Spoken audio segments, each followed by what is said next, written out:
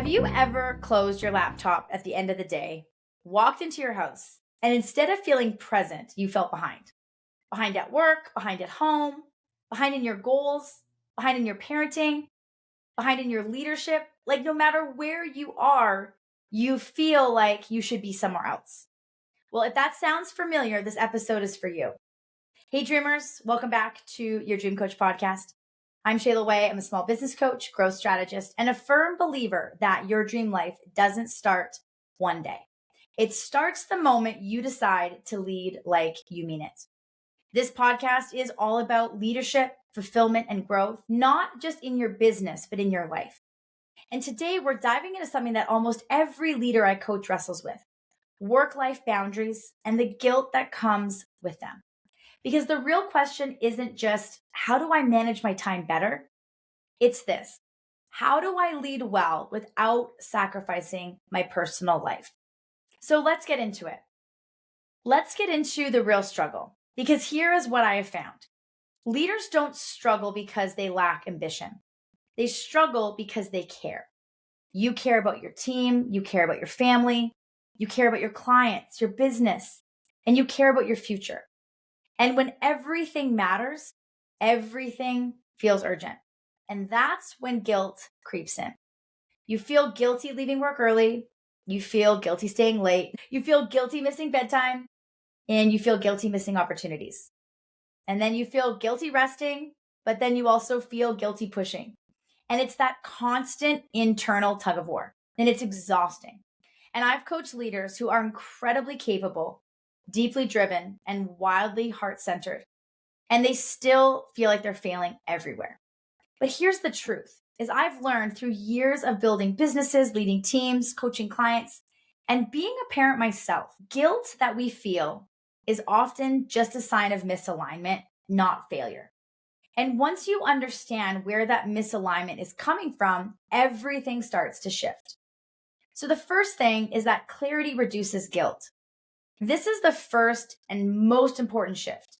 What I have found is that most guilt comes from unclear expectations, especially the ones we place on ourselves. So if you don't know what season you're in, or what your true priorities are, or what really actually matters right now, you feel torn constantly. And early in my leadership journey, I tried to do everything at once.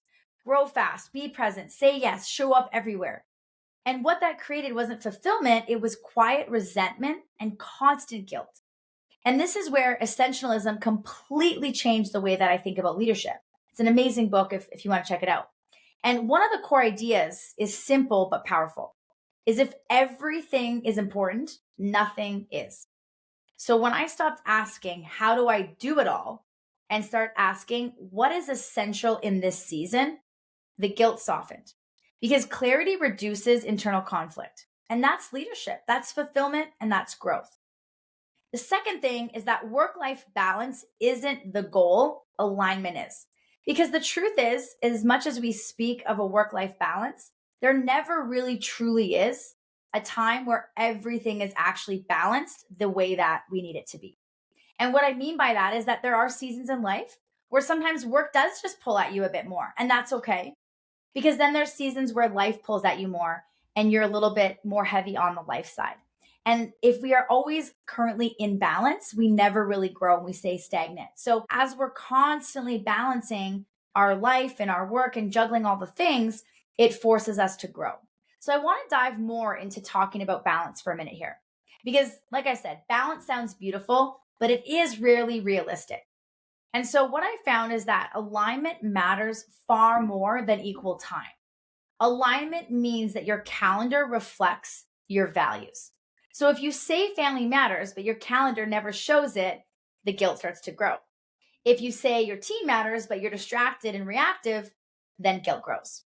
And if you say you matter, but you're always last, the burnout grows. So alignment doesn't mean perfect days. It means intentional ones.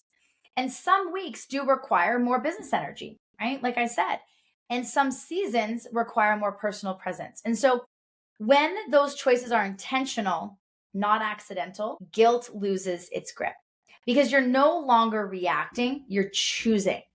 And choosing priorities, right? The chosen things in your schedule feel very different than the chaotic ones. The third thing is availability is not the same as leadership. This is huge. Many leaders believe that constant availability equals good leadership. They think if I'm always reachable, I'm supportive. If I answer immediately, I'm dependable. And what I found both in my own leadership and in coaching others is this: constant availability creates dependency, not ownership. And so when leaders don't create boundaries, they become the bottleneck. So their team waits instead of leading. So decision fatigue skyrockets. Burnout becomes inevitable. And this is where boundaries land so powerfully. Because one of the biggest takeaways is this: is boundaries are not walls. They're clarity. And healthy boundaries don't push people away. They pull leadership forward. And leadership isn't about being everywhere. It's about building clarity, systems, and trust so you do not have to be. The fourth one is that you cannot build a dream life if you sacrifice it along the way. And this one is deeply personal because I've met leaders who say, I'm doing this for my family, but their family barely sees them. Or they say, I want freedom, but their business owns them. And so what I found is that if your current lifestyle doesn't reflect your future vision, then something is misaligned. And this is where Dare to Lead connects so deeply.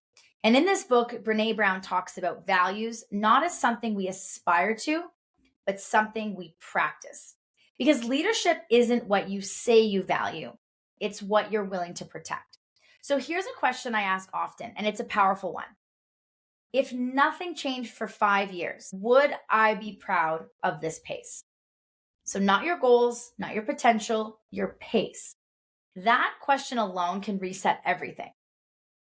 Now, the fifth thing I want to bring in is that we want to model the boundaries that you want your team to have. Culture doesn't start with policies. It starts with behavior. So if you are sending emails at midnight and you're never taking time off, you apologize for rest, you glorify exhaustion, your team absorbs that energy. But if you protect your personal time, you communicate your boundaries clearly, you normalize rest and recovery, you create a culture people can actually sustain. And sustainable culture creates long-term growth. Now, the sixth thing is where fulfillment comes from wholeness, not performance. Okay? Fulfillment comes from wholeness, not performance. And this is where your fulfillment pillar truly lives. What I found is that leaders feel most fulfilled when they stop splitting themselves into versions: work you, home you, leader you, and instead become integrated. So you don't need to earn the rest. You don't need to justify your presence. And you definitely don't need to apologize for being human. You can be ambitious and present. You can be driven and grounded, and you can be strategic and emotionally available. Wholeness fuels joy, and joy is going to fuel longevity. Now, number 7 is where boundaries actually accelerate growth. And this surprises people because when leaders create boundaries, growth often increases. Why? Because boundaries force us to prioritize. They eliminate busy work. It definitely improves our delegation, and it protects our decision energy. So you grow faster when you're clear, and you lead better when you're rested. And you make smarter decisions when you're not stretched thin. Because boundaries aren't restrictive. They're really something that allows us to really take things to the next level. They are a catalyst to growth. So I want to share some practical reset questions that you can ask yourself if you are feeling tension right now. Asking yourself, where am I overextending out of guilt? Okay? Also taking a moment to think about what boundary would restore peace this week.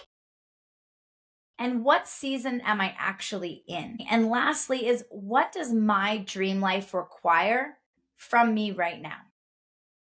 So take some time to reflect on those key questions, because leadership isn't about doing more. It's about leading yourself well first.